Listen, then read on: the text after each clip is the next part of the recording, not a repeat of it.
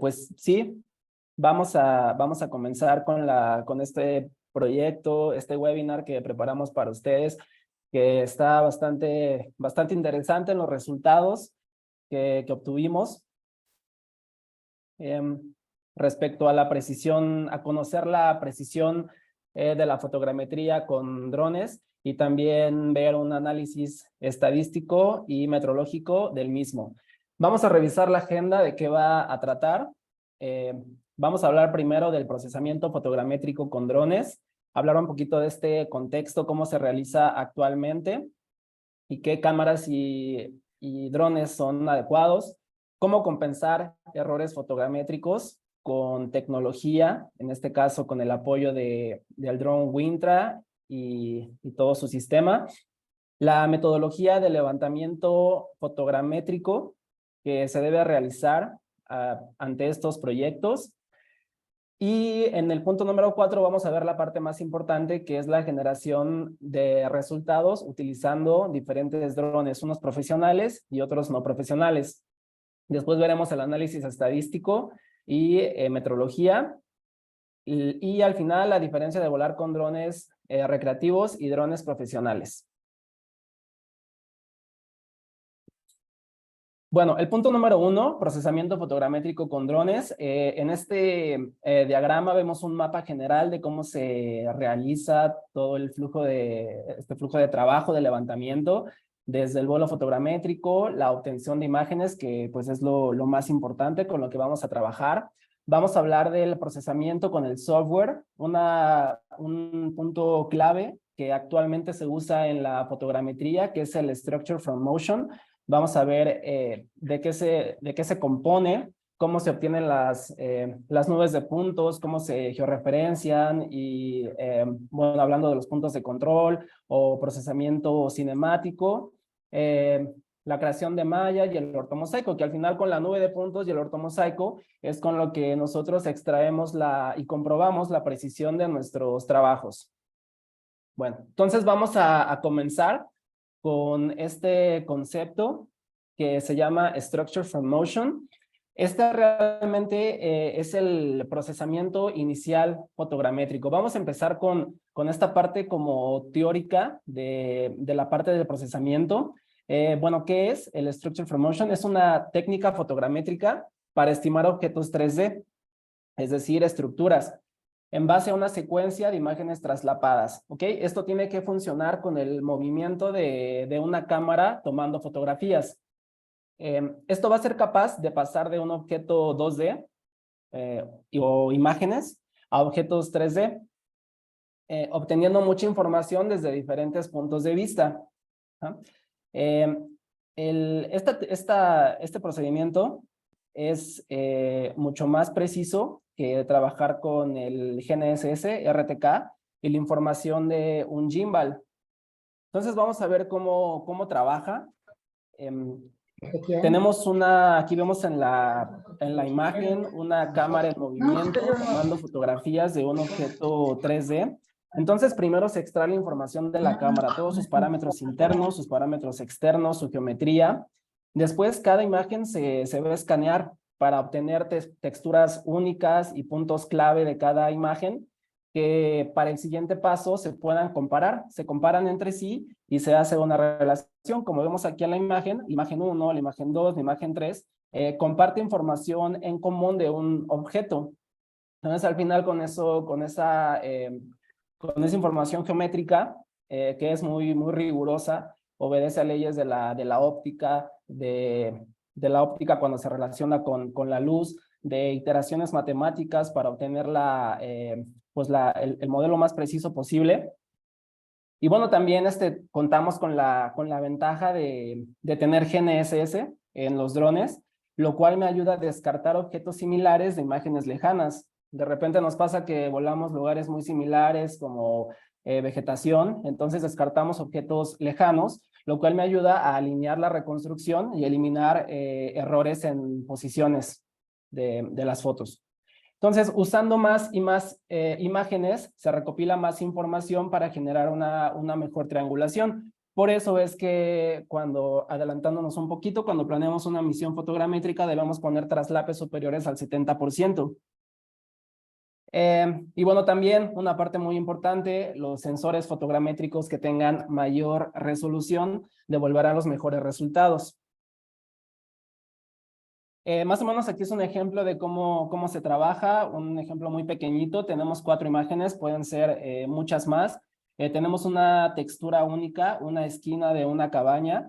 Entonces, al final, al comparar las imágenes, se hace un registro, una triangulación, se eliminan valores atípicos y se hace un ajuste final y nos entrega un resultado. Entonces, esto es lo que nosotros conocemos en el software como la nube de puntos dispersa, el previo, donde nos aseguramos que la calidad de nuestro levantamiento sea correcta, que las imágenes estén bien calibradas, que haya suficientes puntos clave en las imágenes para poder hacer una nube de puntos y un ortomosaico correcto. Después de esto entra un proceso que se llama Multiview Stereo. Ya los problemas de las cámaras y sus posiciones están completamente resueltas. Entonces, MVS se enfoca únicamente en crear puntos 3D altamente detallados, lo que conocemos como la nube de puntos densa. Y aquí vemos un ejemplo. Pero si pueden observar, hay algunos, bueno, siempre pasa en la nube de puntos densa que hay algunos vacíos. Entonces, para darle mayor presentación a la nube de puntos, pasamos al siguiente paso, que es el Polygonal Mesh. Entonces, al final el resultado fotogramétrico son puntos 3D. Entonces, el Mesh lo que hace es unir estos puntos 3D. Algunos puntos se eliminan o mueven para un mejor aspecto y mediante un proceso de texturización se le puede dar color a la nube de puntos. Entonces, aquí vemos cómo ya se obtienen objetos o, bueno, sí, más realistas de nuestra información. Y finalmente tenemos el ortomosaico. Podemos obtener más productos fotogramétricos. Sin embargo, en este webinar hablaremos de la nube de puntos y el ortomosaico, que una manera de generar el ortomosaico es mediante, digamos, una foto de la malla texturizada en 3D desde el nadir. Como podemos ver aquí en la imagen, el software, bueno, hace una simulación de una toma, se carga toda la escena ortográfica y se salva un resultado a una resolución determinada que va a depender del sensor fotogramétrico y de la altura de vuelo. Entonces, esta imagen se guarda en GeoTIFF para que tenga referencia. Esto es, en general y a grandes rasgos, cómo funciona la fotogrametría moderna en ayuda de las supercomputadoras que tenemos ahora, que nos ayudan a hacer cálculos de manera muy rápida. Entonces, bueno, esto es por un lado. Ahora, tenemos algunos requerimientos mínimos para obtener fotogrametría de precisión. Vamos a hablar un poquito ahorita del hardware, que es lo que generalmente necesitamos para obtener buenos resultados. Primero, el dron. Bueno, debe disponer de una cámara de alta resolución y elementos mecánico digitales. Vamos ahorita a verlo como en una idea general y vamos a ir avanzando con detalles.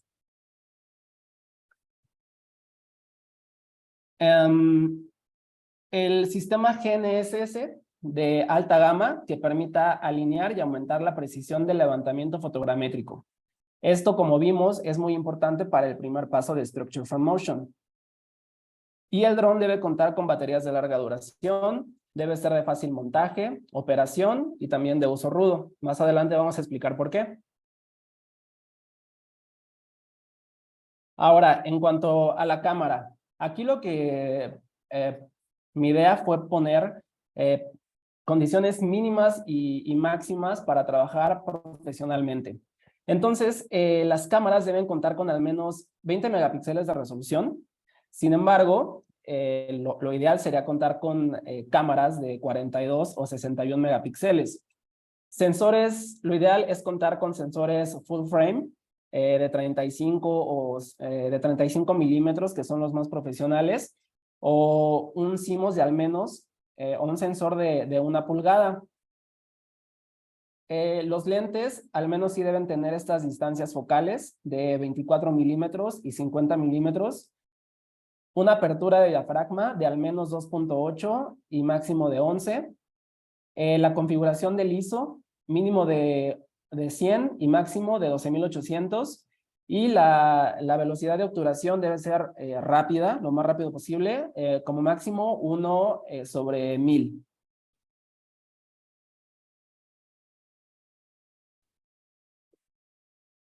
Bueno, un punto muy importante es el obturador de la cámara. Vamos a explicar por qué.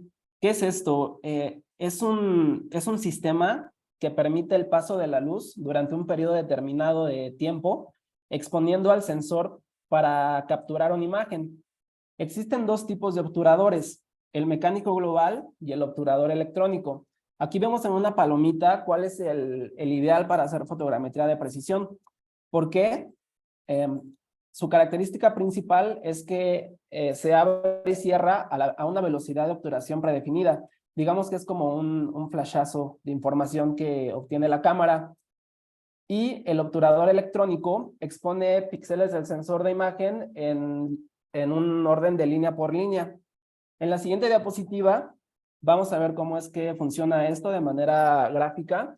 Ahí ya lo deben estar viendo en su pantalla. El obturador electrónico toma la imagen línea por línea y el obturador mecánico hace una sola exposición con un movimiento mecánico del sistema.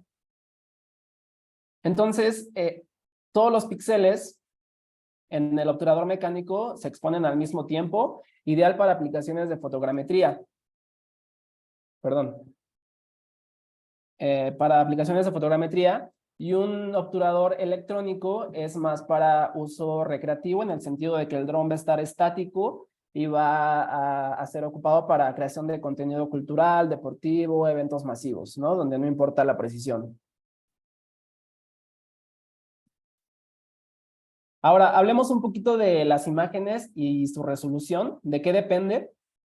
Bueno, esto va a depender del tipo de cámara y la configuración. No solamente basta con tener una cámara con buena resolución, con muchas variables para jugar con la apertura del diafragma, el ISO, la velocidad de obturación. También hay que saberla configurar y también la manera en que planeamos una misión fotogramétrica, ¿no? Entonces, ambas van ahí de la mano. Bueno, ya hablamos del obturador mecánico.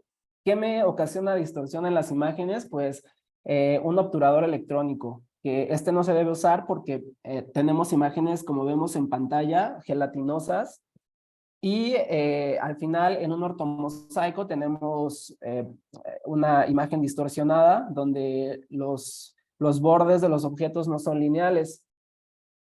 También los parámetros de exposición debe haber una perfecta relación entre ellos. Generalmente cuando tenemos una cámara profesional, el fabricante nos da una recomendación de cuáles deben ser los parámetros para la mayoría de los casos, pero vamos a tener ahí eventos donde tengamos demasiada luz o demasiada oscuridad y habrá que hacerle algunos ajustes mínimos, pero un sensor profesional se adapta muy bien a casi la mayoría de los escenarios. Y algo muy importante es que estas cámaras están configuradas de manera manual. ¿Esto en qué me sirve? En que todo este ajuste que yo haga de mi apertura, velocidad de obturación e ISO va a permanecer fijo durante todo mi vuelo. En cambio, cuando desconocemos de este tema, podríamos poner el dron a volar en manera automática, como que se nos hace lo más sencillo, ¿no? Así, pues a mí yo me desentiendo y pongo al dron a trabajar solito, que él lo interprete. Lo que va a pasar es que vamos a tener desajustes durante todo mi vuelo y esto en el proceso inicial de Structure from Motion le va a costar trabajo extraer las texturas únicas de mis fotografías y bueno, no me va a entregar un buen resultado.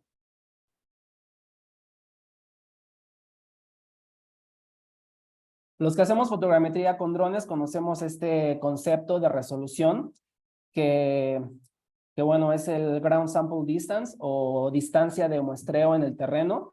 Vamos a definirlo de manera textual para los que sean iniciados en este tema.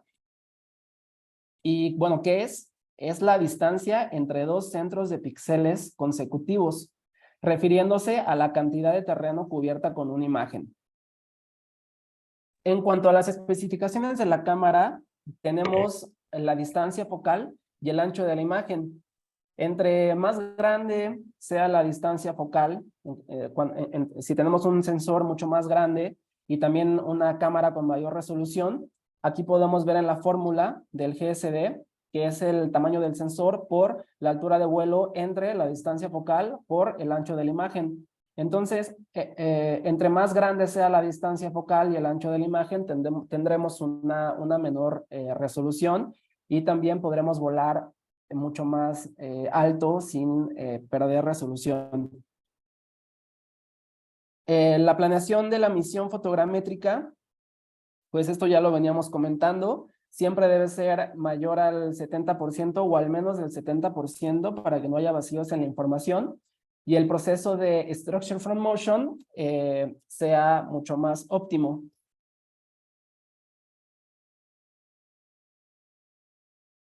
La tecnología actual nos ayuda a compensar errores fotogramétricos.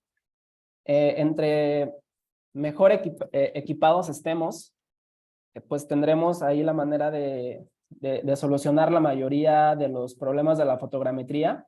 Entonces, nosotros trabajamos con la marca Wintra, la cual tiene la mejor tecnología del mercado y eso nos ayuda bastante. Aquí ponemos un ejemplo de una cámara full frame de 35 milímetros. Aquí tenemos el ancho del sensor que recibe la luz. Es de 36 por 24 milímetros, es un poquito mayor, es mayor a 1 pulgada. Y la resolución es de 42 megapíxeles. La distancia focal va a ser de 35 milímetros. Aquí les puse este ejemplo, este gráfico de la distancia focal. Si se dan cuenta, tenemos como a la mitad de la gráfica los sensores de 50 milímetros y de 35 milímetros, los cuales son como la perfecta relación de resolución y también apertura angular de la imagen. Ya que si nos vamos hacia el extremo izquierdo, a la telefoto o super telefoto, tendremos un zoom muy grande y una muy poca apertura. Y si nos vamos al otro extremo, a sensores muy amplios, pues tendremos ahí, por ejemplo, cámaras oblicuas. De hecho, tenemos una cámara oblicua que vamos a hablar de ella al final, pero bueno, para cuestiones de topografía y de precisión, la relación perfecta sería 35 y 50 milímetros, por ahí en ese rango. Y bueno, lo que puede dar como resultado una resolución o GSD de hasta 0.7 centímetros por píxel. A continuación, vamos a ver una fotografía tomada con este equipo. Entonces podemos ver aquí perfectamente, fue una fotografía tomada a 80 metros. Vemos perfectamente cómo se definen los bordes, las texturas, podemos diferenciar entre la vegetación más seca, la vegetación con más hidratación, la tierra. Entonces, esto es la imagen perfecta para encontrar coincidencia entre imágenes. La resolución de un proyecto fotogramétrico va muy de la mano del seguimiento del terreno, que igual Wintra en su software nos permite trabajarla de esta manera. Aquí vemos en la gráfica cómo el vuelo se va digamos, en diagonal, siguiendo al terreno. Si trabajamos con un software no apto para topografía o, bueno, fotogrametría, tendremos un vuelo completamente horizontal. Esto nos va a generar diferencias de resoluciones durante todo mi proyecto. Es más, en este tipo de software podemos utilizar datos propios de modelos digitales de elevación, con lo cual podemos volar todavía mucho más bajo y teniendo, bueno, la resolución deseada según nuestro proyecto. Otra tecnología que nos ayuda bastante para la reconstrucción y también para obtener fotogrametría de precisión es contar con sistemas PPK, que es postproceso cinemático, y GNSS de alta capacidad. Entonces, al combinar la información de ambos receptores, la información cruda de ambos receptores, tenemos soluciones soluciones completas, se completan las ambigüedades de todas las posiciones, obtenemos soluciones fijas, muy precisas, y bueno, trabajar con esta tecnología es lo ideal, ya que ambos sistemas trabajan de manera independiente, y nosotros en Gabinete es donde combinamos información para obtener los resultados. Algunos sistemas en tiempo real que trabajan de manera combinada presentan vacíos por interferencias y esto nos afecta. Y bueno, también debe de ir combinado con un software, con un algoritmo muy bueno, muy poderoso, muy rápido.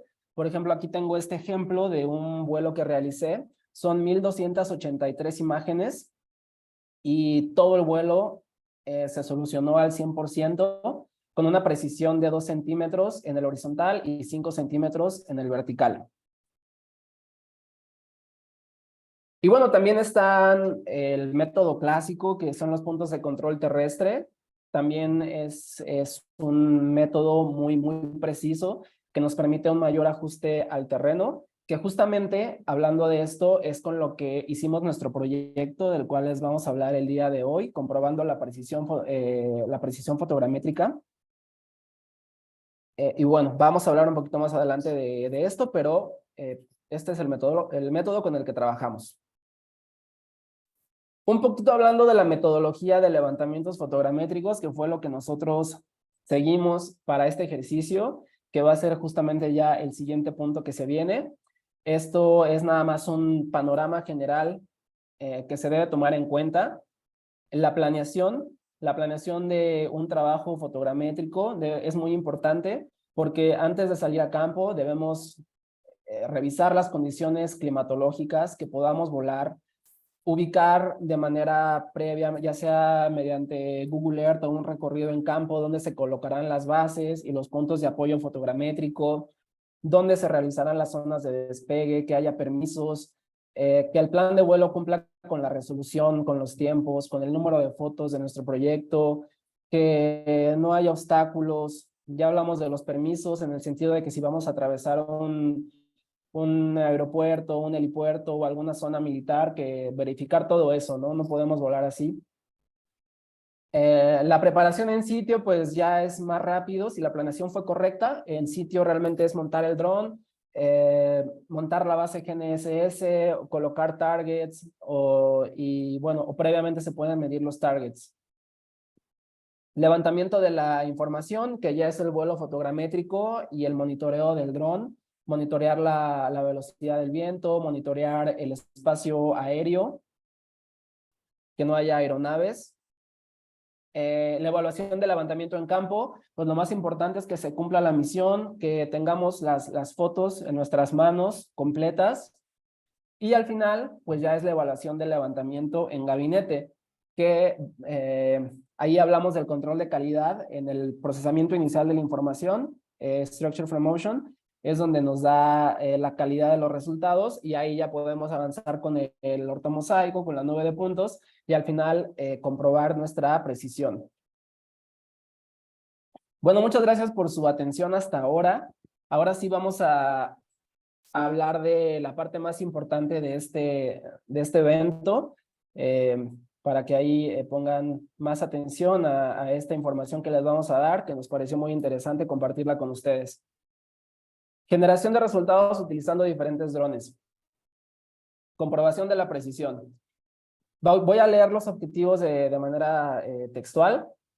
Entonces, el punto número 1, determinamos un polígono de 13 hectáreas para realizar vuelos fotogramétricos con 3 drones diferentes.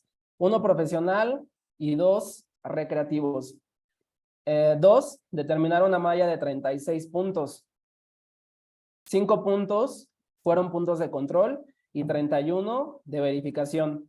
Los puntos se midieron con RTK relativos a una base colocada en la zona de vuelo. 3, realizar vuelos fotogramétricos 2 días consecutivos con cada uno de los drones. Procesar la información de todas las misiones en software fotogramétrico. Extraer XY y Z de la nube de puntos y solamente XY del ortomosaico. Z pues no la podemos obtener de ahí. Y comparar XYZ, derivados de los productos fotogramétricos, contra un levantamiento directo GNSS RTK. Ahora, vamos a ver el equipo utilizado. Como dron profesional, elegimos el Wintra One con una cámara de 42 megapíxeles, full frame de 35 milímetros, distancia focal de 35 milímetros y un obturador mecánico. El Mavic 2 Pro, que es un dron de uso recreativo, sin embargo, se usa para cuestiones profesionales. Entonces, este dron tiene una cámara Hasselblad de 20 megapíxeles, un CMOS de 1 pulgada, una distancia focal de 28 milímetros y un obturador electrónico. En este caso, pues cumple muy bien con la resolución, el CMOS igual está bien, la distancia focal está decente, pero aquí tenemos un obturador electrónico. Esto nos puede afectar.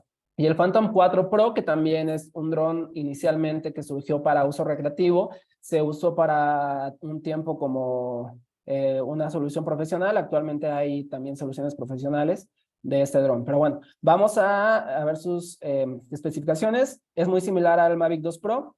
Tiene una cámara de 20 megapíxeles, un CMOS de 1 pulgada, una distancia focal de 24 milímetros y también un obturador electrónico.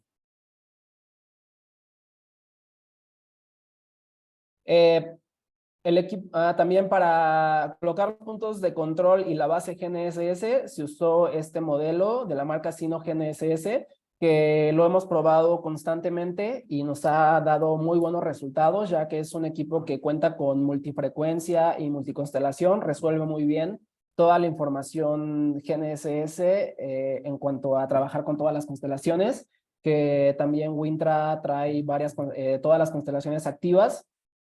Entonces nos permite solucionar muy bien en postproceso. Sin embargo, repito, aquí no trabajamos con postproceso cinemático, trabajamos con puntos de control. Más adelante voy a mostrar las imágenes de cómo lo hicimos. Pero bueno, para el RTK, para los puntos RTK, efectivamente sí, se midieron con este receptor. El software de procesamiento, usamos Pix4D Mapper, el cual es el software líder para fotogrametría con drones. La zona de estudio fue en la carretera federal a Cuernavaca, Topilejo, Alcaldía Tlalpan, Ciudad de México. Ahí tenemos el polígono de nuestra zona de estudio. Esta es la base GNSS y medimos los puntos de control en RTK. Todos se midieron con bípode y nos aseguramos mediante el software del equipo que la tolerancia en X y Y no excediera los 3 milímetros y la tolerancia en Z no excediera los 6 milímetros. Generalmente esto se lograba con observaciones de 1 minuto. Nos ayudó mucho contar con todas las frecuencias activadas de este receptor para cuando regresara los resultados esperados. Y en los 36 puntos se colocaron estas lonas y se fijaron en los extremos con alcayatas para evitar movimientos por aire. Aquí tenemos un mapa de cómo se distribuyeron los puntos. Son 5 puntos de control que pueden observar en el mapa en morado. Como sabemos, para que haya...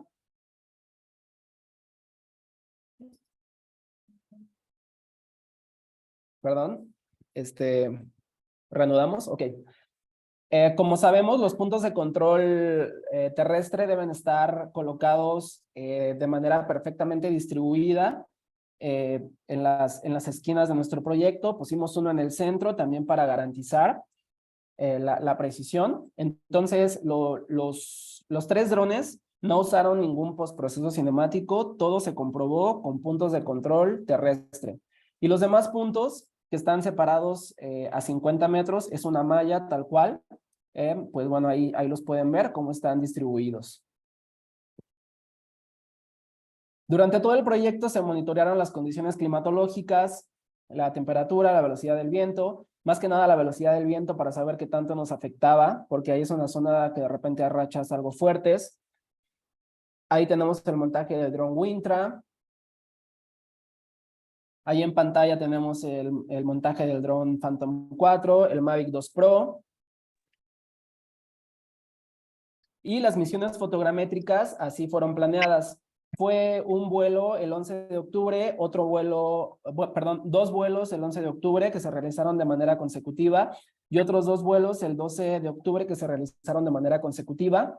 Las configuraciones son las mismas, fue una altitud de 70 metros, una resolución de, esta cámara nos regresa 0.9 centímetros por píxel de resolución a esta altura.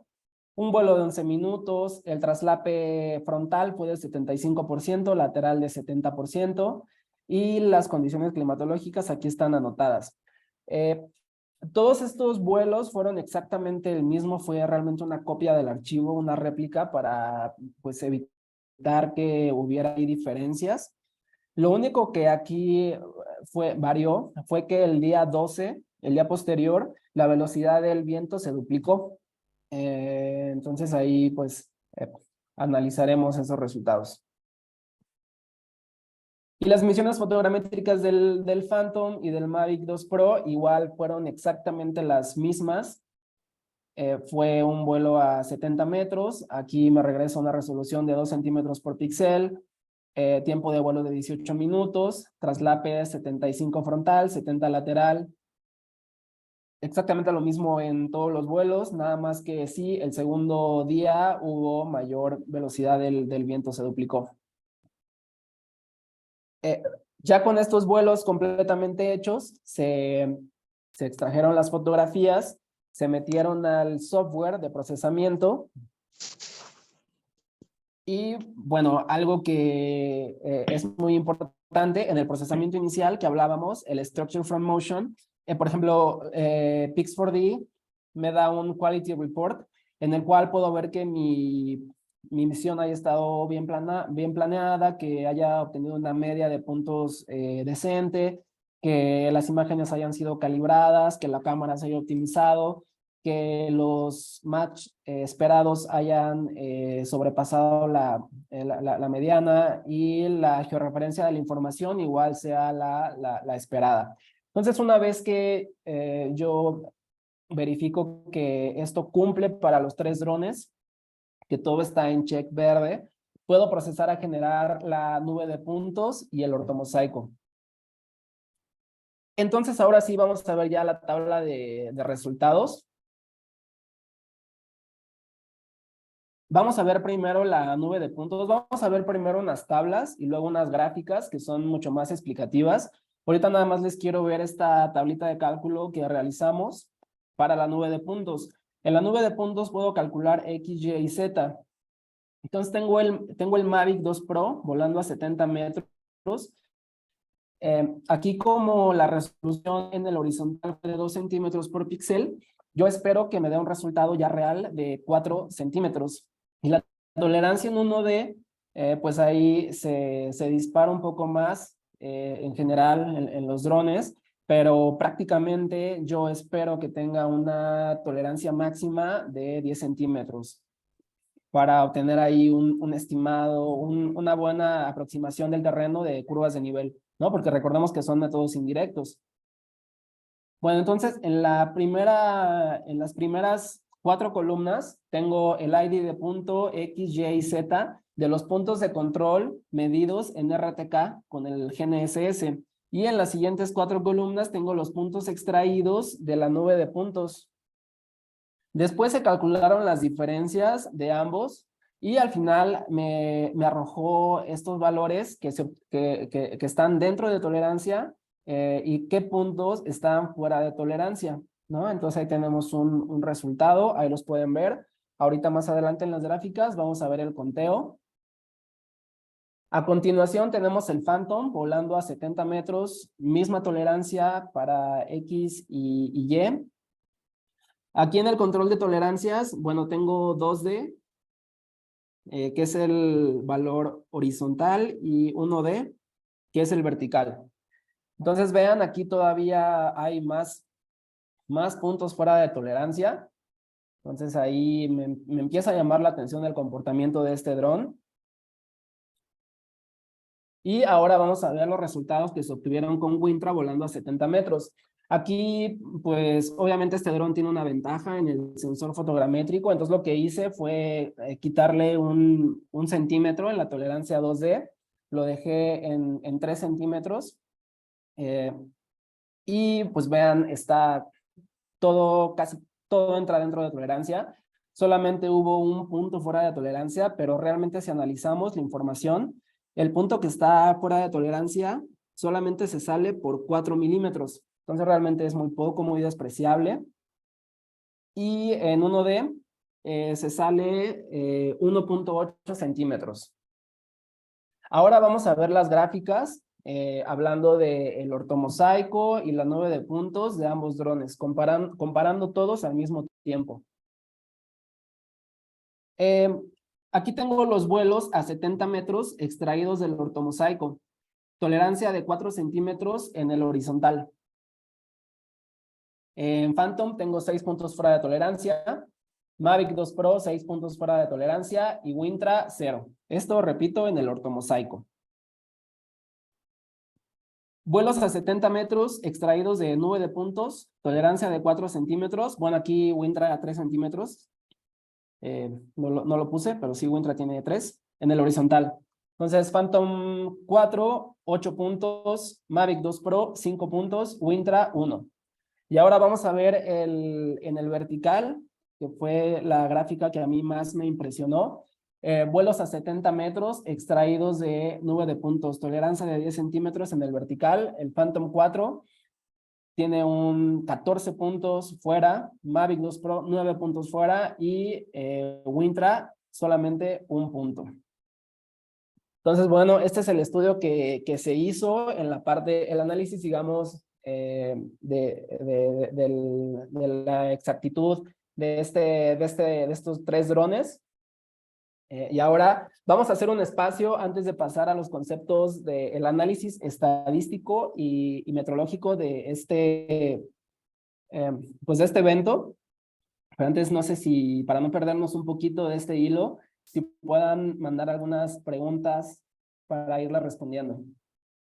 Ok, muchas gracias. Hasta aquí el avance que llevamos. Y la verdad es que, bueno, tomar en cuenta que esto está basado en un caso real totalmente comparativo del rendimiento de 3 drones. Y antes de ceder la palabra al ingeniero Luis Briones, quien es especialista en la parte de, pues, de metrología básica y validación de métodos, sí nos gustaría, ya nos han hecho llegar algunas preguntas vía chat, pero de favor, cualquier duda que tengan también vía chat se puede atender y para que no se queden con los cuestionamientos al aire. Y bueno, no sé si alguno de ustedes tenga alguna pregunta que nos la haga saber, y también comentarles que antes de que acabe el webinar, les vamos a hacer llegar una encuesta de evaluación para que nos apoyen con su respuesta. Pues, si de momento no vemos ahorita alguna duda. Hay una pregunta ahí, que si es Phantom RTK. No es Phantom RTK, es Phantom 4 Pro, y no se usaron correcciones RTK. Y nos preguntan que cuál es el peso del dron Wintra. Ese ya con la carga de la cámara, 4,5 kilogramos. Perfecto. Bueno, pues vamos a continuar. Cedemos la palabra al ingeniero Luis Briones, quien hizo el análisis de esta información. Adelante, ingeniero.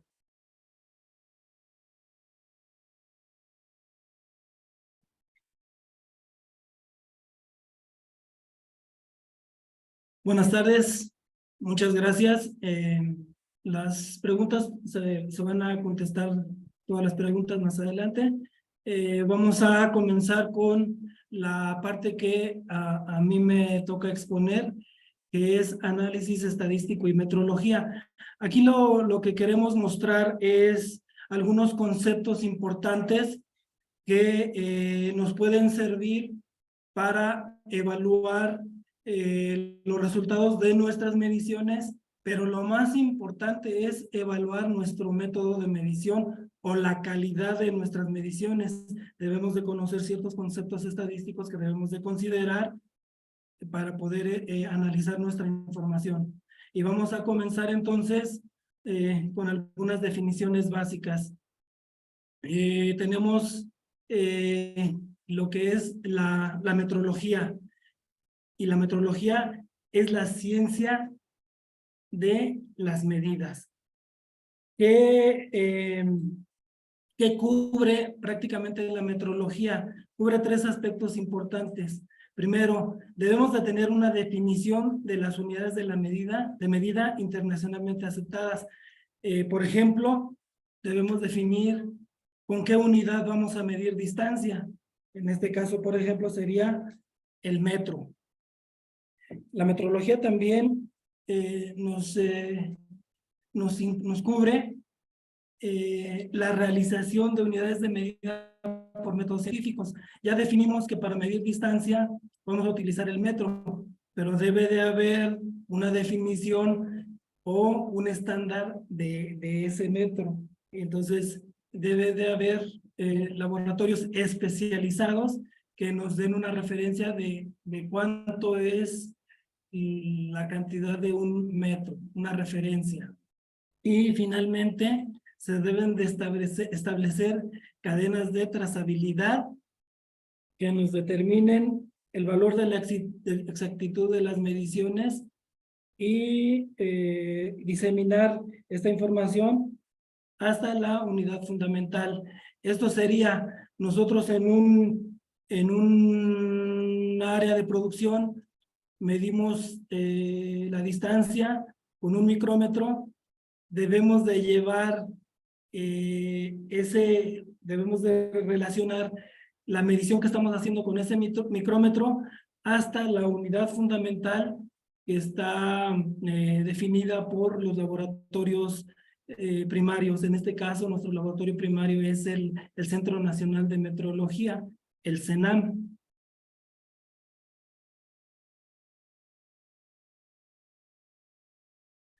¿Qué es medir?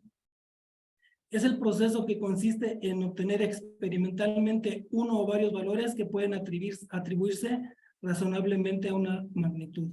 En este caso, experimentalmente le voy a asignar un valor a una magnitud. ¿Qué sería? Si yo mido una mesa, esa mesa va a tener cierta cantidad de centímetros.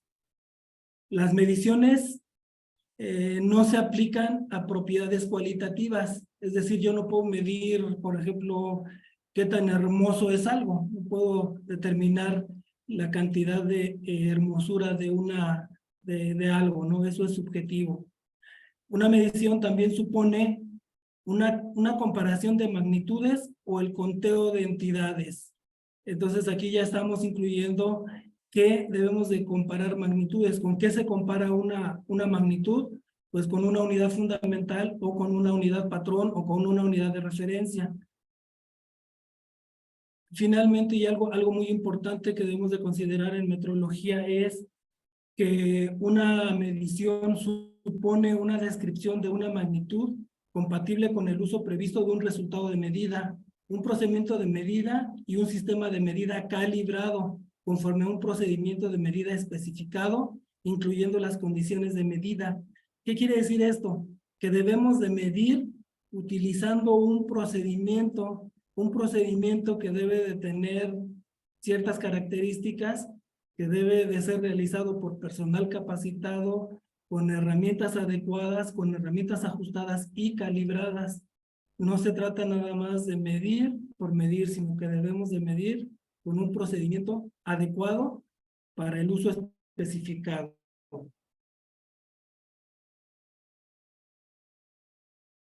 Vamos a mencionar más adelante en algún momento qué es un mensurando, pues es la magnitud que deseamos medir.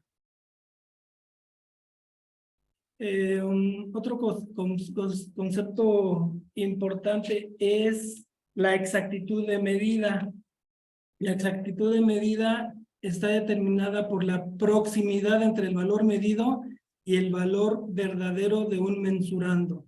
En este caso podemos ver que un valor medido está relativamente cerca o alejado del valor verdadero. Entre más alejado esté el valor medido del valor considerado como verdadero, estaremos hablando de una medición inexacta. Entre más cercano esté el valor medido al valor verdadero, vamos a considerar que la medición es exacta. Gráficamente podemos representarlo esto con estas dianas. En la primera imagen podemos ver una medición que se hizo, suponiendo que el valor verdadero es el centro de la diana. Vemos que las mediciones realizadas están concentradas en una área, pero están relativamente alejadas del centro. Esto quiere decir que estas mediciones fueron realizadas con una precisión alta, pero con baja exactitud. La siguiente imagen, vemos que todas las mediciones realizadas se concentraron en el centro de la diana. Esto es lo ideal que esperamos, que quiere decir que esta medición fue realizada con una alta precisión y una alta exactitud. En la siguiente imagen tenemos mediciones dispersas, pero cercanas al centro. Esto quiere decir que tenemos una medición realizada con baja precisión, pero alta exactitud. Las mediciones están más cercanas del valor verdadero. Y finalmente, lo menos deseado es mediciones realizadas con baja precisión y baja exactitud. Son mediciones realizadas que se hacen de manera dispersa y además alejadas del valor verdadero. Otro concepto importante que debemos de considerar en la metrología es la incertidumbre de la medida. Abajo a la derecha el párrafo nos dice que la incertidumbre de medida es un parámetro no negativo que caracteriza la dispersión de los valores atribuidos a un mensurando a partir de la información que se utiliza. Y debemos de tener trazabilidad, como mencionamos en un principio, hacia patrones establecidos por laboratorios primarios. Y aquí en la gráfica vemos este ejemplo. Por ejemplo, en un sistema de producción, vemos que medimos las fábricas, el producto realizado con un instrumento de medición, en este caso un micrómetro. Ese micrómetro tiene que ser calibrado para poder relacionar la medición que se hace con ese micrómetro con la unidad fundamental. Entonces tenemos que calibrar ese micrómetro en un laboratorio secundario que nos va a expedir un certificado de calibración con una incertidumbre y además referenciado a la unidad fundamental. La unidad fundamental la determina en este caso el CENAM, el Centro Nacional de Metrología, que por un procedimiento científico determina la magnitud que debe de tener un metro, el metro patrón. Entonces, en este caso, las mediciones realizadas en producción deben de estar relacionadas hasta la unidad fundamental, que en este caso está generada por el Centro Nacional de Metrología. Eso es un ejemplo de la trazabilidad que debemos de cumplir en cuanto a las mediciones realizadas. Calibración. La definición de calibración es la operación que bajo condiciones especificadas establece en una primera etapa una relación entre los valores y sus incertidumbres de medida asociadas, obtenidas a partir de los patrones de medida y sus correspondientes indicaciones con sus incertidumbres asociadas. Y en una segunda etapa utiliza esta información para establecer una relación que permita obtener un resultado de medida a partir de una indicación. ¿Esto qué significa? Lo vamos a explicar de manera gráfica en la siguiente diapositiva. Nosotros tenemos aquí dos ejemplos de medición, una medición simple en la parte de arriba, en donde yo tengo 4 puntos medidos y tenemos marcada una especificación inferior y una especificación superior para el mensurando. Entonces, en una medición simple, lo que podemos ver es que todo lo que esté dentro el intervalo de especificación lo vamos a considerar como adecuado y todo lo que esté fuera se va a considerar como inadecuado. Eso sería una medición simple, pero ya considerando lo que mencionamos en la diapositiva pasada, que vamos a considerar la incertidumbre de la medición para tomar decisiones. Entonces, en este caso, vemos que la incertidumbre está representada como una línea horizontal acotada que va a tener un valor, y lo que significa esto es que en cada punto tenemos otra vez aquí los puntos medidos, pero en cada punto tenemos un intervalo que es el intervalo de la incertidumbre, que quiere decir que las mediciones realizadas en el 95% de las veces van a estar dentro de ese intervalo.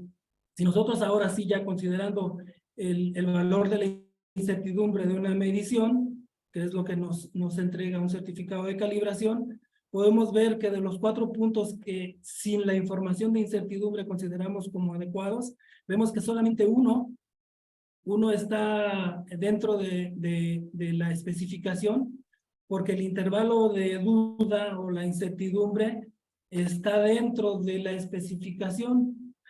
Hay 2 valores que son dudosos, que tendríamos que analizar con mayor detenimiento, porque el intervalo de la incertidumbre de la medición, si se va hacia la parte superior, puede salir de especificación, y solamente podemos determinar de manera concreta que un punto está fuera de especificación. Un concepto muy importante, ya lo vimos en la gráfica anterior, es la precisión de la medida. La precisión de la medida es qué tan próximos están los valores medidos en repetidas mediciones. Entonces vemos aquí en la gráfica, en la parte superior, que las mediciones realizadas con ese método tienen más precisión que el ejemplo de abajo, ¿no? Donde los valores están más dispersos. Bueno, vamos a hablar un poco de lo que es el Sistema Nacional de Infraestructura de la Calidad. Esto es porque legalmente debemos de cumplir ciertas características en lo que a metrología se refiere, y la Ley de Infraestructura de la Calidad es la que rige las actividades de medición que debemos realizar en nuestro país. Fue publicada la Ley Federal sobre Metrología en el Diario Oficial de la Federación el 1 de julio del 2020, y sustituye a lo que sería la Ley Federal sobre Metrología y Normalización.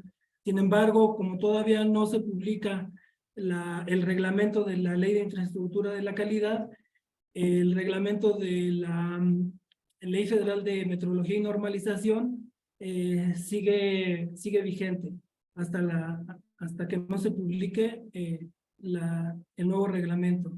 Entonces, la Ley de Infraestructura de la Calidad en términos generales involucra lo que es la normalización y estandarización de las mediciones realizadas en nuestro país.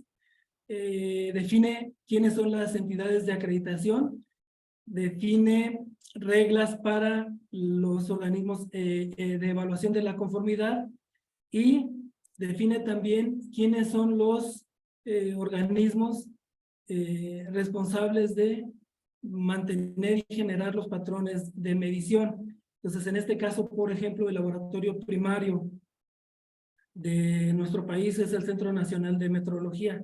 Es el que se encarga de coordinar principalmente generar los patrones de medición en nuestro país. Lo que hace es generar los patrones, es la máxima autoridad en cuanto a metrología. El CENAM y los institutos que designe la ley de infraestructura son los únicos que pueden generar ese tipo de actividades. Los organismos de evaluación de la conformidad son cualquier laboratorio de calibración que deben de apegarse a la ley de la infraestructura. Y los organismos de acreditación, como la Entidad Mexicana de Acreditación, son organismos que se encargan de verificar que las unidades de evaluación de la conformidad cumplan con ciertas características o normas. A veces la gente confunde EMA con CENAM. vamos a explicar rápidamente que yo no puedo decir que un certificado tenga trazabilidad hacia la EMA, porque la EMA no genera patrones. La EMA genera o verifica que los laboratorios cumplan con las normas. Quien genera patrones y quien mantiene los patrones o las unidades fundamentales es el CENAM. Entonces podemos mencionar que nuestro sistema de medición tiene trazabilidad al Centro Nacional de Metrología, al CENAM, o a patrones internacionales que están en otros laboratorios internacionales. Básicamente eso es en lo que se refiere a la ley de infraestructura de la calidad. Hay dos artículos importantes en esa ley.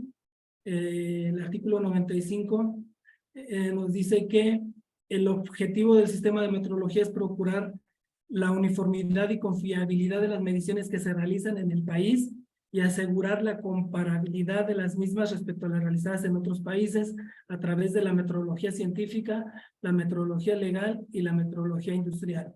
Esto es porque en un mundo globalizado ya nuestro sistema metrológico tiene que alinearse con los sistemas de metrología de otros países para que lo que se haga en nuestro país tenga la misma validez que lo que se hace en algún otro país, siempre y cuando se cumplan con ciertas normas internacionales.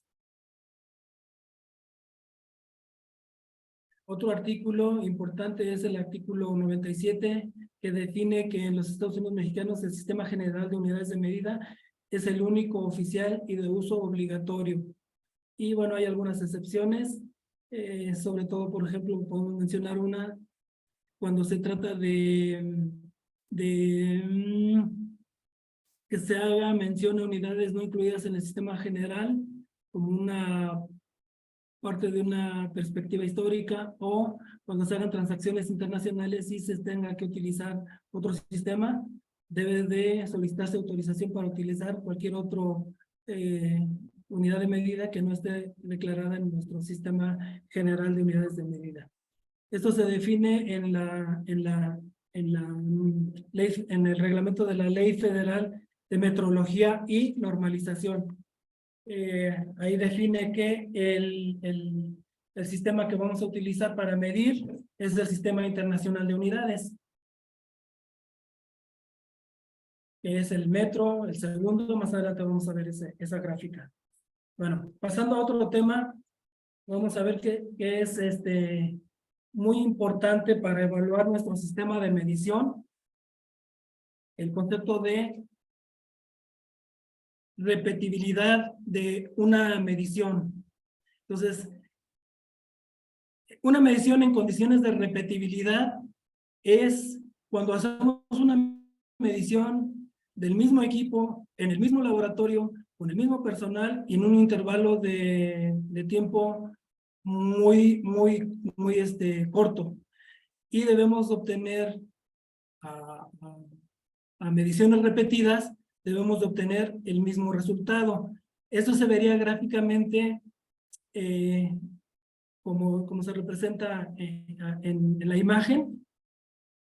Como se representa en la imagen, vemos que el valor de referencia es el centro y lo que esperamos es en una medición en condiciones de repetibilidad, es que las mediciones realizadas de un mensurando, la mayor parte deben de concentrarse en el centro, en lo que quiere decir en este caso, si se fijan la gráfica, lo que nos quiere indicar es que todas las mediciones, la mayoría de las mediciones caen en un solo valor, y los valores dispersos, el conteo de los valores dispersos, en la medida en que se alejan del valor de referencia, el conteo de esas mediciones es menor.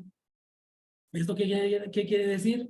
Que si la cúspide de la medición es más alta y la base es más estrecha, el método de medición o la medición se realizó en condiciones de repetibilidad favorable, cumple con condiciones de repetibilidad.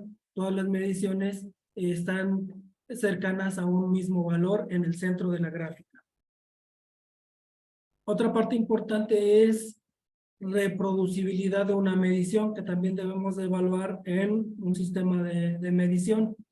En este caso vemos que las mediciones realizadas bajo condiciones de reproducibilidad es cuando variamos algún elemento del elemento de medición. Puede ser el mensurando, que debe tener las mismas características, pero puede cambiar. Podemos hacerlo con otro método o en otro laboratorio con diferente persona. Y lo que podemos ver en la gráfica es que las mediciones realizadas con el método C y el D tienen condiciones de reproducibilidad más adecuadas que lo que se realizó entre el método A y B. Cualitativamente eso es lo que podemos evaluar, pero existen métodos estadísticos en donde nos dice qué valor debe de tener la reproducibilidad. En este caso está marcado entre el método A y B para considerar que nuestro método de medición es adecuado. Esto se puede hacer analizando la desviación estándar de una medición, o más bien la varianza de una medición. Por medio de técnicas estadísticas se pone un límite, se calcula ese límite, y si el valor de reproducibilidad está dentro de ese límite, podemos considerar un método de medición adecuado.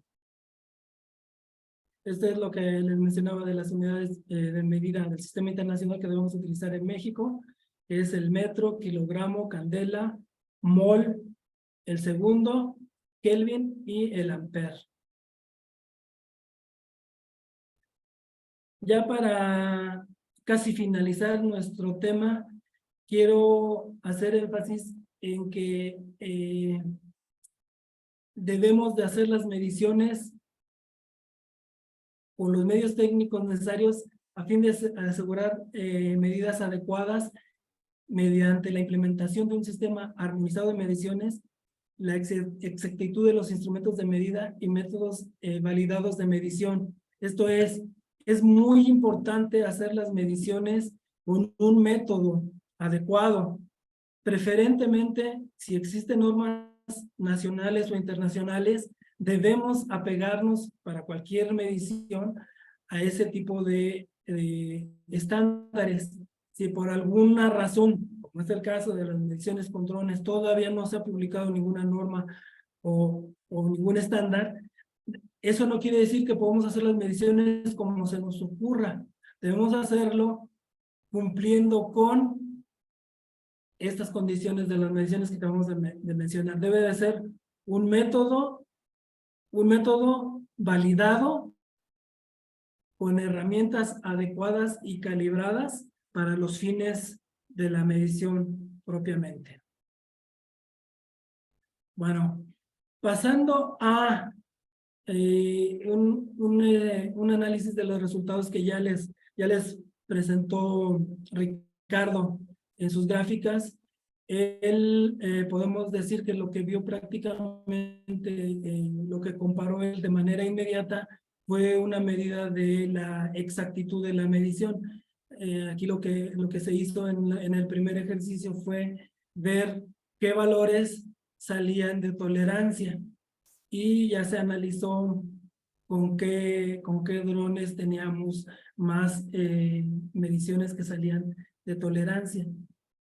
Nosotros ya haciendo un análisis de resultados, queremos ver es ahora, utilizando los conceptos que ya mencionamos, es utilizar la desviación estándar de las mediciones como una medida de la precisión de las mediciones realizadas. Y aquí tenemos en la primera gráfica, solamente en el primer cuadro vemos la coordenada X. Solamente vamos a analizar la coordenada X que obtuvimos con dos mediciones realizadas por varios drones en diferentes condiciones de vuelo. Ya no nada más vamos a comparar la medición realizada en un momento y qué tanto sale de tolerancia, sino ahora en dos eventos diferentes en condiciones de reproducibilidad, vamos a ver qué tanto se repite la medición para ver la calidad de nuestra medición. Ya no nada más qué tanto se sale de tolerancia, sino nuestro método de medición, qué tanto se desvía. Y puede ser por nuestro método o por el elemento de medición que mencionábamos antes como una herramienta inadecuada para hacer la medición. Entonces, nosotros aquí en el primer cuadro lo que vemos es que el resultado de la medición con el dron 3 está, su desviación estándar está uniforme y cercana entre sí. ¿Esto qué quiere decir? Que yo medí un día y al otro día medí en diferentes condiciones y los resultados que obtuve fueron similares entre sí. ¿Qué tan similares? Bueno, tendríamos que utilizar otra herramienta estadística para ver si la separación de esas mediciones es adecuada para decir que nuestro método de validación, nuestro método es adecuado. Pero así cualitativamente, si comparamos, vemos que los resultados de la medición son más estables con el último dron. Lo mismo para el valor de la Y. Vemos que para todos los puntos medidos, la desviación estándar es la misma y además se hicieron en diferentes condiciones de vuelo en diferentes días. No es lo mismo si se fijan con los drones 1 y 2, que son los considerados para recreación, en donde tenemos valores muy dispersos y disparados de lo que sería la desviación estándar. Vemos la Z, la siguiente gráfica, el mismo caso, con excepción del dron 2, que como tenemos pocas mediciones, ahí no pudimos evaluar la desviación estándar, pero si se fijan, en general tiene el mismo comportamiento que X y Y. Esto lo podemos ver gráficamente en la siguiente diapositiva. Entonces aquí vemos graficada la desviación estándar de solamente el punto X medido con diferentes drones, más bien la coordenada X de diferentes puntos, de diferentes drones en diferentes días. Entonces, en el eje de las X tenemos varios puntos medidos en el terreno y en el eje de las Y tenemos la desviación estándar en milímetros y podemos ver aquí el comportamiento de el dron profesional que está en amarillo. Vean la desviación estándar. Está aquí en 10 milímetros y está, digamos, prácticamente horizontal la gráfica. Para todos los puntos medidos tiene una consistencia en el resultado. Esto quiere decir que, como el método de medición fue exactamente el mismo como lo explicó Ricardo, entonces, ¿cuál fue la única variable que tuvimos para obtener resultados, digamos, adecuados? La única variable es entonces la herramienta que utilizamos, que en este caso fue un dron diferente, porque el método fue el mismo. Para el mismo método, una herramienta diferente, obtenemos resultados. Si se fijan, en el dron 2 tenemos un pico hasta de 60 milímetros en el punto R18, me parece. Ahí tenemos un pico. También con el dron 1 hay un pico que llega casi a los 30 milímetros de diferencia, 3 centímetros. Entonces, así es como podemos evaluar la calidad de un método y si debemos o no utilizar cierta herramienta. Aquí está el resultado y no hay nada más que influya en nuestra decisión, sino los resultados. Podemos ver la Y,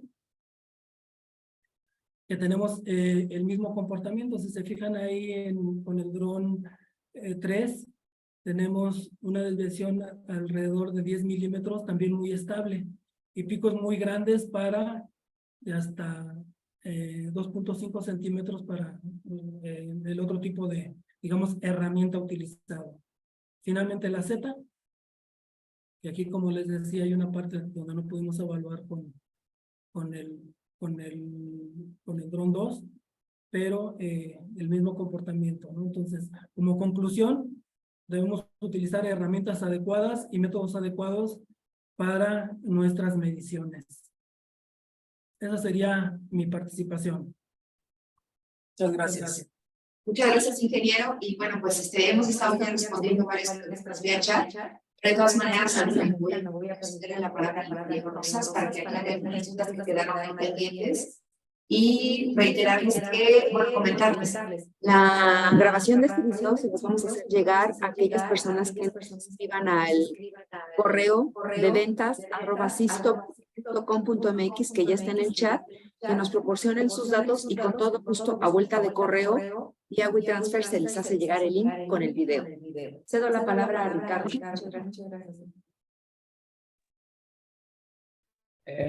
¿Las preguntas las tienes?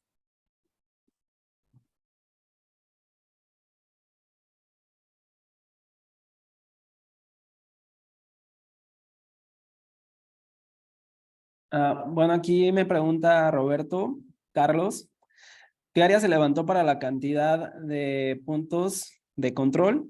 Bueno, aquí fueron 13 hectáreas, el área del polígono, y cómo se presentaron las líneas de vuelo y si el dron tuvo ladeo. Realmente las condiciones, las líneas de vuelo fueron estables, no hubo ladeo al momento de levantar. Igual en el día 2 que hubo mayor viento, pues vimos que no hubo afectación comprobando la exactitud de las mediciones respecto a las gráficas que les presenté. En base a eso puedo decir que hubo estabilidad. Y también me preguntaban si el software fue el mismo para todos los estudios. Sí, como mencionaba mi compañero, el ingeniero Luis, el método nos pide trabajar con las mismas variables, las mismas herramientas en la metodología. Entonces sí fue Pix4D el único software con el que se hizo.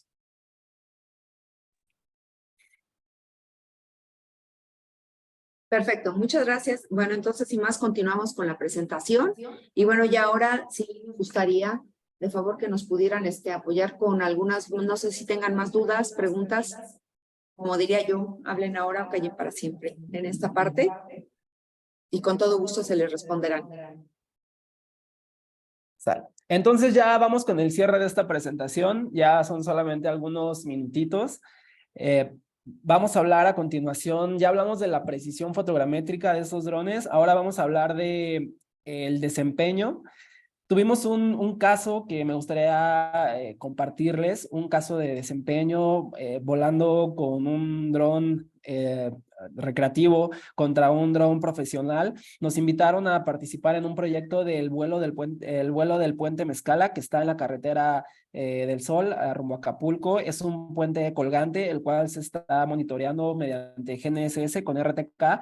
Y aparte, como complemento del estudio, los ingenieros de la Universidad de Guerrero usan vuelos fotogramétricos ajustados con puntos de control sobre el puente. Nos invitaron a hacer esta comparativa. Y aquí, bueno, ya no les voy a hablar tanto de la precisión, sino del desempeño. El dron Wintra realizó 2 vuelos, porque así lo pedía el proyecto, realizar 2 vuelos. Lo realizó en 19 minutos uno, en 15 minutos el otro, volando cada uno casi 24 hectáreas. Sin ningún problema se realizó el proyecto, pero ¿qué pasó con el otro dron que usaron ellos? Pues los vuelos, una misión se estimaba que fuera en 3 vuelos. Entonces se voló el primer vuelo, se voló el segundo, pero en el tercero pues se quedaron a la mitad. Esto debido a que pues la temperatura nos tocó que llegó a los 43 grados. Realmente estábamos ahí con una temperatura muy elevada. La tablet se calentó, el dron se sobrecalentó, no se pudo terminar, no se pudo hacer una comparativa al final de precisión. Solamente nos quedamos con la comparativa del desempeño en campo. Entonces, ¿qué concluimos? Que estos drones no están acondicionados para uso rudo, su rendimiento es bajo, si se sobrecalientan dejan de funcionar. Ya vimos que las cámaras no son aptas por los sensores electrónicos, los obturadores electrónicos y otras limitantes como la apertura, estas variables de exposición. La cobertura pues es limitada y la precisión no es constante. Bueno, vamos a hablar de las conclusiones de este proyecto. Y bueno, dicen así: la fotogrametría moderna cuenta con procesos y metodologías que nos ayudan a tener resultados de alta calidad y precisión. Esto depende del equipo que se utilice y la correcta planeación y ejecución de los proyectos. La segunda conclusión, soluciones como Wintra son la mejor opción de equipo, muy por arriba de drones de uso recreativo, ya que están específicamente diseñados para mantener una precisión constante y repetible, debido a la robustez del sistema y equipamiento profesional de la cámara y GNSS y otros componentes. Usar un dron que no está específicamente diseñado para la actividad a realizar puede implicar entregar resultados erróneos y dejar inconclusos trabajos, lo que representará más visitas a campo para comprobar o subsanar errores. ¿Ok? Bueno, por último, ya ahora sí, este es el final de la presentación. Muchas gracias por su tiempo. En verdad, les agradecemos que nos dieran la oportunidad de compartirles este ejercicio, lo cual implicó pues bastante esfuerzo en campo.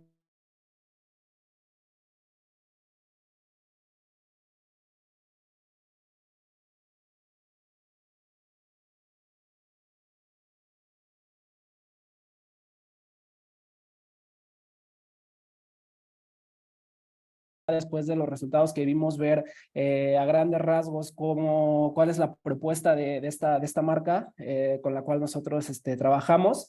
Entonces, la propuesta de este dron, que es obtener datos de fotogrametría rápidos y precisos en todo momento.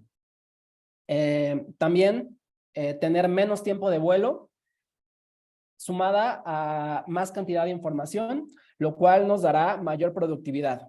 ¿Cómo se logra esto? Con eficiencia de vuelo, con GNSS postproceso de alta calidad, una cámara con una óptica también de gran desempeño, sensores adecuados para nuestra actividad y también muy fácil de operar, rápido de armar. La experiencia en campo realmente es buenísima. La velocidad de recopilación de datos es 8 veces más rápido que un dron multicóptero como los que hablamos en este ejercicio, hasta 2 veces más rápido que un dron estándar de ala fija con cámara de 20 megapíxeles. Entonces estamos ahí muy por arriba. Y lo podemos ver en este ejemplo que es hecho por Wintra, directamente de ellos. ¿Cuál es mi cobertura cuando quiero obtener una resolución de 1.2 centímetros por píxel? Pues con Wintra vemos ahí gráficamente, no hay nada más que explicar la diferencia de información que hay. Con Wintra puedo tener 110 hectáreas, con un dron estándar de ala fija de 20 megapíxeles, 70 hectáreas, y con un multicóptero de 20 megapíxeles, 8 hectáreas. ¿Esto qué me representa realmente en dinero? Pues aquí hice un cálculo de un levantamiento para 1,300 hectáreas hecho con Wintra One y con multicóptero. Es un presupuesto. Con Wintra yo lo calculo que lo tengo en 4 días. Me va a costar 165,000 pesos. Y con un dron multicóptero lo voy a hacer en 11 días y voy a tener costos por trabajos en campo y también riesgos de estar en campo, como todos lo sabemos, de 195,000 pesos. Entonces ahí es el costo-beneficio de tener estos sistemas. Es un dron con despegue y aterrizaje vertical, lo cual me permite hacer planeaciones de misiones mínimas. No tengo que planear no tengo que elegir un lugar muy específico, puedo volar prácticamente en cualquier lugar. Y otra ventaja es que la cámara nunca sufre daños por ese aterrizaje suave que presenta. Entonces, una de las partes más importantes de la cámara no sufre daño. Confiabilidad: es una marca líder en el mercado, diseñado y ensamblado en Suiza, sometido a más de 300 pruebas rigurosas, más de 100,000 vuelos hechos, 6 años de pruebas para garantizar el mejor funcionamiento y desempeño, controles de seguridad automatizados antes de cada vuelo, checklist, que todo funcione correctamente para que nos dé seguridad de que estamos volando con un equipo completamente funcional y evitar cualquier desastre con nuestro dron. La experiencia en campo también es muy buena. La configuración del dron y montaje es de menos de 5 minutos. Listas de chequeo.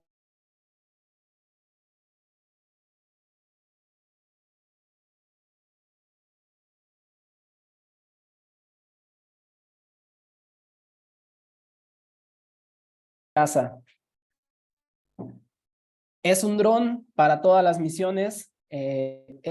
Tiene sensores intercambiables, RGB, cámaras oblicuas, multiespectrales. Solamente intercambiamos el sensor dependiendo de nuestras necesidades. Podemos volar en todo México hasta 4,800 metros sobre el nivel del mar. Podemos mapear corredores, podemos mapear polígonos. Estamos ahí cubiertos. Y los sensores, tenemos 4 opciones principales.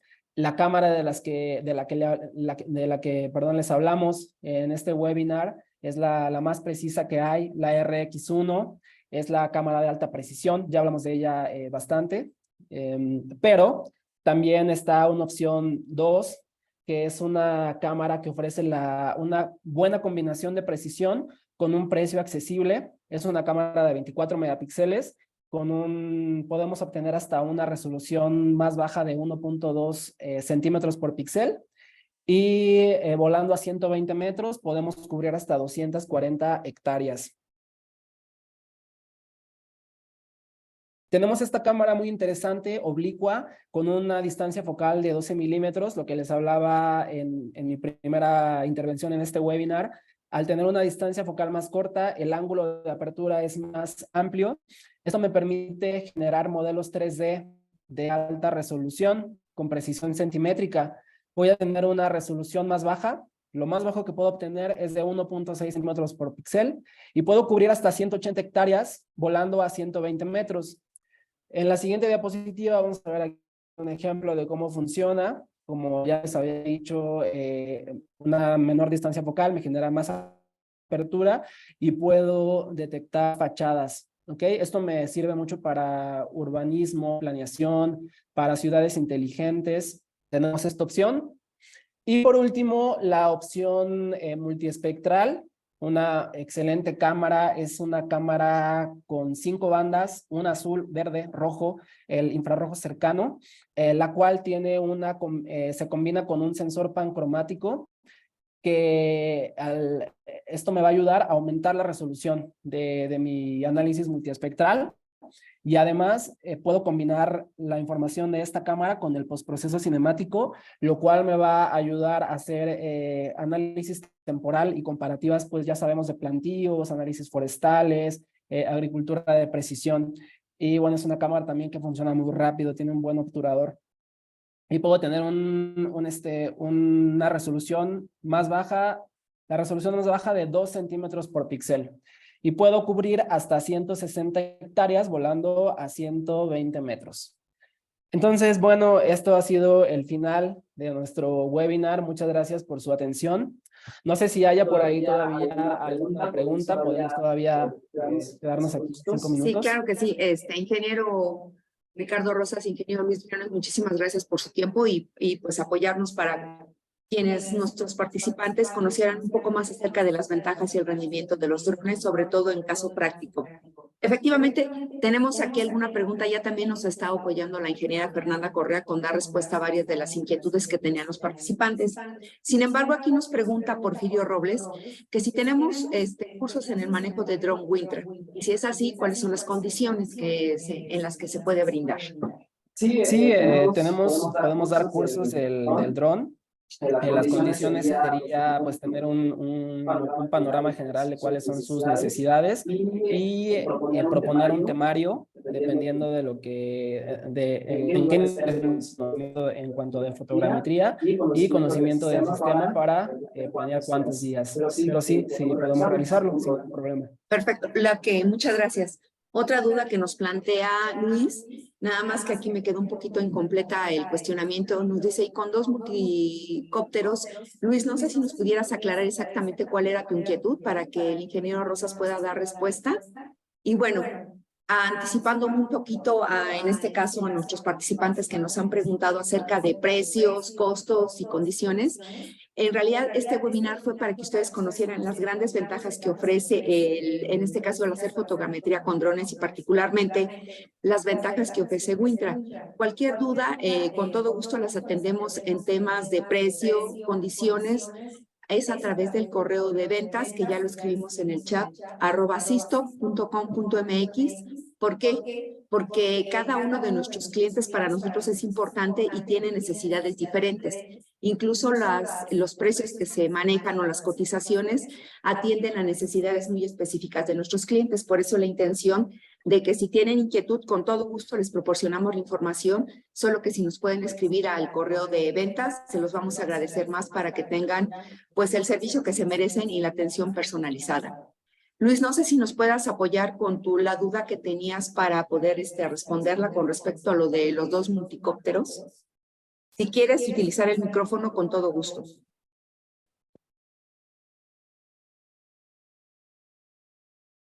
Bueno, en el Inter nos pregunta Raúl Salas, ¿qué pasaría si no se colocan puntos de control terrestre para el levantamiento que se realizó solo en RTK? Bueno, aquí el levantamiento no se usó la metodología de RTK, más bien se usó el PPK. Previamente, el postproceso cinemático, previamente hicimos un estudio usando el procesamiento cinemático y el resultado también fue muy consistente en cuanto a la verificación de los 36 puntos que se colocaron. Vimos que hubo repetibilidad en los resultados, pero bueno, como los drones multirotor no presentan este beneficio de usar postproceso cinemático o RTK, le quitamos esta característica al Wintra para pues comparar todo de manera pareja. Perfecto, pues al parecer no hay alguna otra duda. No, perdón, sí. ¿Existe alguna altura recomendada para vuelos aproximadamente de 500 metros cuadrados con un Mavic 3E? Sí. Realmente ahí tendremos que analizar la necesidad de nuestro proyecto, el alcance. En base a eso podemos verificar si esta altura de vuelo, que es bastante elevada, cumple con nuestro alcance. El Mavic 3E es un buen equipo también. Se ha actualizado para aplicaciones profesionales, pero sí tenemos que revisar mucho el alcance para contestar bien la pregunta. Perfecto, muchas gracias. Pues no sé si alguno más de nuestros participantes tenga alguna inquietud. Con todo gusto la atendemos y comentarles también que se ha compartido vía chat. Nuevamente una es, ¿qué software se utilizó? Se utiliza el AutoCAD. A ver, ¿qué software se utiliza en AutoCAD que sea accesible? Un software accesible de CAD. Bueno, tenemos la opción de hecho, la extracción de la información, esta parte, bueno, qué bueno que lo preguntan porque no lo mencionamos. Se cargó el ortomosaico en un software que se llama ZWCAD. Es un software de chino que funciona muy similar al AutoCAD. Y bueno, ahí cargamos el ortomosaico, cargamos los puntos medidos en RTK y se obtuvieron las diferencias que hubo entre el target del ortomosaico y el punto medido en RTK. Esta sería una muy buena opción, la trabajamos nosotros y funciona bastante bien. Perfecto, muchas gracias, ingeniero. Bueno, nada más, ahora sí para cerrar, hemos compartido vía chat la encuesta de evaluación en este caso para que nos aporten con su opinión sobre el desempeño del webinar, ya que nuestra intención es obviamente tener mejoras con ellos y poder seguir compartiendo la experiencia de nuestros ingenieros a través de estas pláticas, de estas charlas, y que ustedes puedan conocer no tan solo las ventajas del uso de la tecnología, sino cómo poder hacer más eficiente con la combinación de estos equipos. Pues por el momento no sé si hay alguna duda de manera adicional y les reitero, la presentación vía video se les va a hacer llegar a aquellas personas que nos apoyen con sus datos al correo de ventas@sisto.com.mx. Si creo que ya no hay alguna otra duda, pues agradecemos su participación. A todos, muchísimas gracias por su tiempo, su disponibilidad, y pues manténganse al tanto de las novedades que llegan a ver a través de nuestras redes sociales, porque nuestro interés es seguir compartiendo información de valor para ofrecer soluciones integrales. Muchísimas gracias a nombre de Sistemas y Servicios para Topografía, agradeciendo la presencia de todos ustedes, de nuestros ingenieros de soporte y de centro de servicio, así como de nuestro proveedor de Wintra para México y Centroamérica. Gracias a todos ustedes y que tengan un excelente día.